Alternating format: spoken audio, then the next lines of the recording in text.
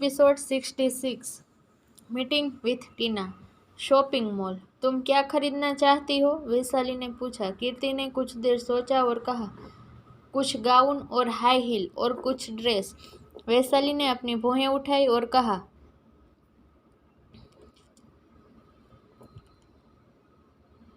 तुम्हें यह सब पहनना पसंद नहीं है? सिद्धार्थ ने मुझे बताया था। हाँ, लेकिन मुझे उनकी ज़रूरत है, कीर्ति ने कहा। वैशाली मुस्कुराई और कहा, ठीक है, चलो चलते हैं। अभी तुम्हारे लिए हमें बहुत सारी चीज़ें लेनी है। कीर्ति मुस्कुराई और अपना सिर हिलाया। कीर्ति की ज़रूरत की हर चीज़ खरीदने के बाद कीर्ति और वैशाली ने एक साथ लंच करने का फैसला किया। भाभी, आपने कुछ खरीदा क्यों नहीं? कीर्ति ने पूछा। वैशाली ने हंसते हुए कहा, ठीक है, मुझे अभी किसी चीज़ की ज़रूरत नहीं है, लेकिन यह सब तो भाई पे कर रहे हैं। अगर मैं आपकी जगह होती तो मैं वह सब कुछ खरीद लेती जो मुझे चाहिए। कीर्ति ने कहा, मैं एक दिन तुम्हारे भाई को अपने साथ लाऊंगी और फिर मुझे जो भी पसंद आएगा मैं ले लूँगी। उसकी बात सुनकर कीर्ति हंसने लगी। तो बताओ, वो कौन है? वैशाली ने पूछा। कीर्ति ने हैरानी में अपनी आंखें चौड़ी की और पूछा, क्या कौन है? वैशाली ने हंसते हुए कहा, अब छिपने का कोई मतलब नहीं। ऐसा नहीं है कि मैं तुम्हारे भाई को इसके बारे में बताऊंगी। कीर्ति ने अपनी जीभ बाहर निकाल दी और कहा, मुझे आप पर भरोसा है भाभी। दरअसल एक लड़का है जिसे मैं लाइक करती हूँ। वाह, तो बताओ वो कैसा है? क्या वो हैंडसम है? तुम पहली बार कहाँ मिले थे? अच्छा, जो हुआ मुझे तुम सब कुछ बताओ, वैशाली ने एक्साइटमेंट से पूछा। कीर्ति ने हंसते हुए कहा, मैं उससे पार्टी में मिली थी। आराध्या के लिए जो वेलकम पार्टी ऑर्गेनाइज की गई थी उसमें? वैशाली ने पूछा। हाँ, पार्टी के बाद उसने मुझे घर पर ड्रॉप किया और फिर हमने नंबर एक्सचेंज किए। उसके बाद हम डिनर के लिए कभी कभी मिलते थे, तभी ब्रेकफास्ट के लिए मिलते थे, और उसने मुझे कहा कि कल कुछ स्पेशल होने जा रहा है, कीर्ति ने कहा। वैशाली और ज़्यादा एक्साइटेड हो गई और पूछा, वह कैसा दिखता है? क्या वह हैंडसम है? कीर्ति ने शर्माते हुए कहा, हाँ, वह बहुत हैंडसम है और बहुत केयरिंग भी। Do you love him? Vaishali ने पूछा। हाँ, मुझे लगता है, कीर्ति ने कहा। तो फिर तुमसे अपने दिल की बात बता दो, वैशाली ने भी कहा। थैंक यू भाभी, यू आर द बेस्ट, कीर्ति ने मुस्कुराकर कहा। वैशाली ने मुस्कुराते हुए कहा, कल जो कुछ भी होगा मुझे तुम कॉल करके सब कुछ बताना, ठीक है? कीर्ति ने अपना सिर हिलाया। वहीं सिंघानिया इंडस्ट्रीज के अंदर अब तक आराध्या जागी तो दोपहर हो चुकी थी। लंच भी आ चुका था और रुद्राक्ष उसे निकाल रहा था। ओह, तुम उठ गए, तो यहाँ आओ और लंच कर लो, रुद्राक्ष ने कहा। अपनी आंखें मलते हुए आराध्या उठी और कहा, मैं खाना नहीं चाहती। रुद्राक्ष ने आँख भरी। उसने उसे अपनी ओर खींचा कर अपनी गोद में बैठा लिया और कहा, तुम्हें खाना है और मैं कोई बहाना नहीं सुनना चाहता।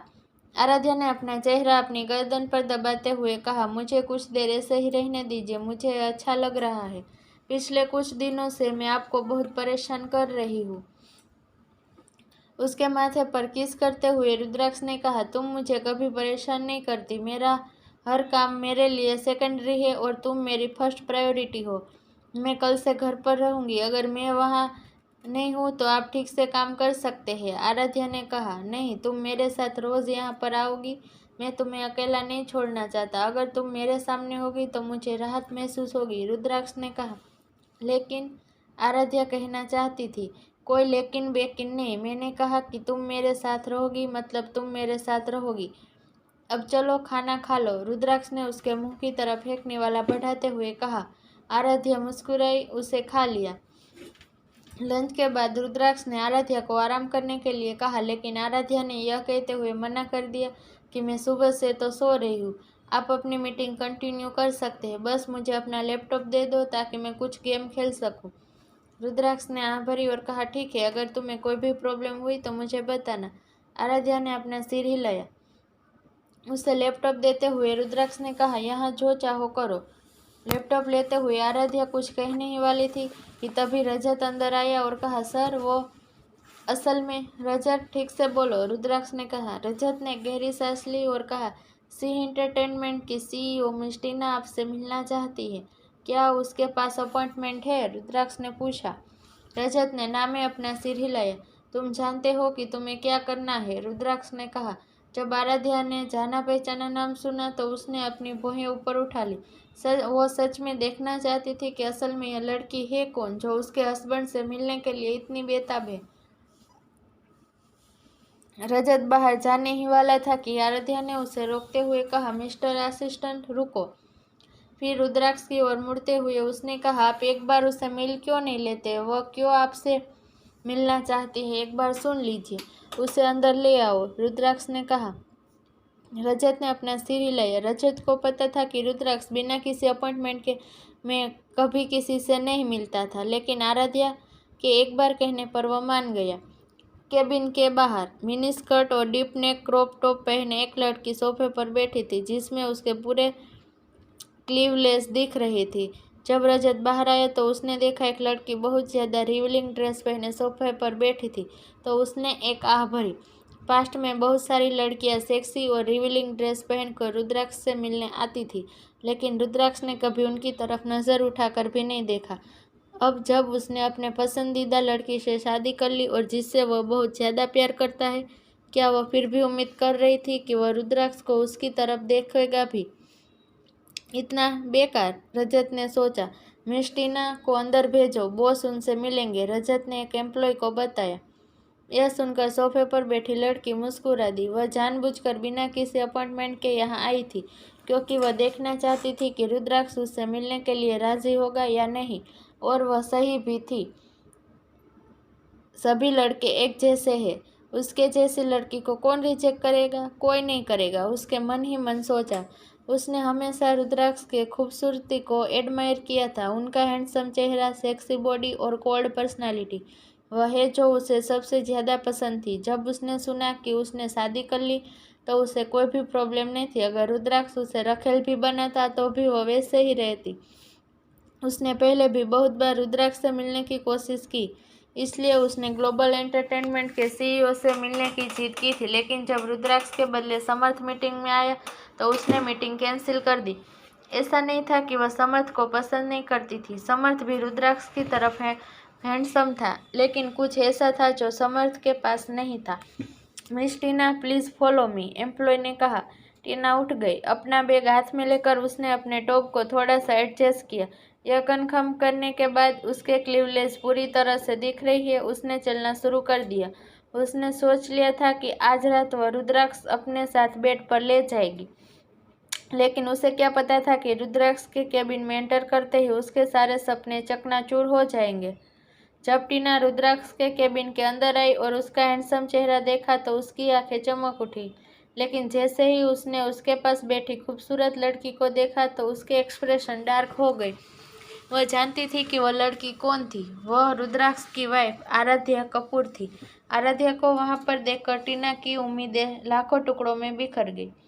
सर, मैडम, एम्प्लॉय ने उन दोनों को ग्रीट किया। जब आराध्या ने अपना सर उठाया कर देखा एम्प्लॉय के पास खड़ी आपने एक लड़की को देखा तो उसने अपनी भुएं उठा ली। आराध्या ने जो इस लड़की के बारे में सोचा था वह बिल्कुल सही था। उसने अपनी नज़रें घुमाकर रुद्राक्ष को देखा, लेकिन जब उसने देखा कि उसके हस्बैंड ने उसके सामने उस लड़की को एक नज़र भी नहीं देखा तो वह हंस पड़ी। रुद्राक्ष ने भुएं उठाई और पूछा, तुम क्यों हंस रही हो? आराध्या ने अपना सिर हिलाया और कहा, यह कुछ भी नहीं है, आप जाकर अपनी मीटिंग खत्म कीजिए। रुद्राक्ष उठा और टीना की तरफ देखकर उसने अपनी आंखें सिकोड़ ली, लेकिन कुछ न कहने का फैसला किया। वैसे यह पहली बार नहीं था जब कोई लड़की उसके ऑफिस में इस तरह कपड़े पहनकर आई हो। अपने टेबल की ओर बढ़ते हुए अपनी कुर्सी पर बैठ गया। एम्प्लॉय को जाने का इशारा करते हुए रुद्राक्ष ने टीना को पूरी तरह से इग्नोर किया और एक फाइल पढ़ना शुरू किया। आराध्या ने अपने मन में रुद्राक्ष की तारीफ की और सोचने लगी कि क्या वह हर बार ऐसा करता है या उसकी प्रेजेंस की वजह से वो ऐसा कर रहा है। डेस्क की ओर जाकर टीना एक कुर्सी पर बैठ गई और बोले, nice to meet you mister Singhania. Files को वापस टेबल पर रखते हुए रुद्राक्ष ने अपने कोल्ड वॉइस में कहा, अगली बार बिना अपॉइंटमेंट के यहाँ पर मत आना। मैं ऐसे लोगों को अटेंड नहीं करता जो मेरे ऑफिस में बिना अपॉइंटमेंट के आते हैं। मैं आपको वापस भेजने वाला था, लेकिन मेरी वाइफ ने कहा कि मुझे एक बार मिलना चाहिए। मेरे अपोजिट मेरी वाइफ बहुत ही काइंड हार्टेड है, सो प्लीज़ मेक श्योर यह नेक्स्ट टाइम नहीं होना चाहिए। टीना मुस्कुराई और आराध्या की तरफ मुड़ते हुए उसने कहा, फिर मुझे मिस्टर सिंघानिया से देने के लिए मिस कपूर को थैंक यू कहना चाहिए। आराध्या मुस्कुराई और सोफे से उठकर उसने कहा, मिस टीना, अब काफ़ी हम्बल है। मैंने बस वही किया जो मुझे सही लगा। फिर डेस्क की ओर चलते हुए आराध्या टीना के पास वाली कुर्सी पर बैठ गई और कहा, वैसे अब मैं मिसेस सिंघानिया हूँ, मिस कपूर नहीं। टीना ने अपने चेहरे पर मुस्कान बिखेरते हुए कहा, बिल्कुल। कुर्सी से उठते हुए आराध्या ने कहा, डार्लिंग, मुझे लगता है कि आपको एयर कंडीशन बंद कर देना चाहिए या फिर टेम्परेचर बढ़ा देना चाहिए। क्या तुम्हें ठंड लग रही है? तुमने मुझे पहले क्यों नहीं बताया? मैं इसे बहुत पहले ही बंद कर सकता था। रुद्राक्ष ने अपने हाथों में रिमोट उठाते हुए एसी को बंद करते हुए कहा, अरे नहीं डार्लिंग, मैं यह मिस टीना के लिए कह रही हूँ। उन्होंने लगभग कुछ भी नहीं पहना है। मुझे यकीन है कि उन्हें ठंड लग रही होगी, आराध्या ने मुस्कुराते हुए कहा। जैसे ही रुद्राक्ष ने यह सुना, उसने रिमोट को पीछे रख दिया और कहा, मैं आपको अगली बार किसी मीटिंग में जाने के लिए फॉर्मल ड्रेस पहनने की एडवाइस दूंगा। आराध्या ने मुस्कुराते हुए कहा, अच्छा, आप दोनों कंटिन्यू कीजिए, मैं यहाँ से जा रही हूँ। यह कहने के बाद आराध्या ने टीना को घूरकर देखा और सोफे की ओर चलने लगी। जल्दी से खुद को कंपोज करते हुए टीना ने कहा, अच्छा, अब बात करते हैं बिजनेस की। मैं यहाँ सिंह एंटरटेनमेंट की तरफ से एक प्रपोजल के बारे में डिस्कस करने आई हूँ। मिस टीना, आप जानते हैं कि यह सिंघानिया इंडस्ट्रीज है और अगर आप एंटरटेनमेंट फील्ड के बारे में कुछ डिस्कस करना चाहती है तो आप ग्लोबल एंटरटेनमेंट के सीईओ के साथ डिस्कस कर सकती है, रुद्राक्ष ने कहा। टीना मुस्कुराई और कहा, लेकिन अगर मैं गलत नहीं हूँ तो ग्लोबल एंटरटेनमेंट के सीईओ मेरे सामने बैठे हैं। जब मैं सीईओ से सीधे इस बारे में डिस्कस कर सकती हूँ तो फिर मैं वाइस प्रेसिडेंट के साथ डिस्कस क्यों करूँ? रुद्राक्ष ने उठकर कहा, मैं सिर्फ नाम के लिए सीईओ हूँ। वहाँ पर मेरा भाई है जो सब कुछ संभालता है। मैंने पिछले 2 सालों से ग्लोबल एंटरटेनमेंट ऑफिस के अंदर कदम नहीं रखा है।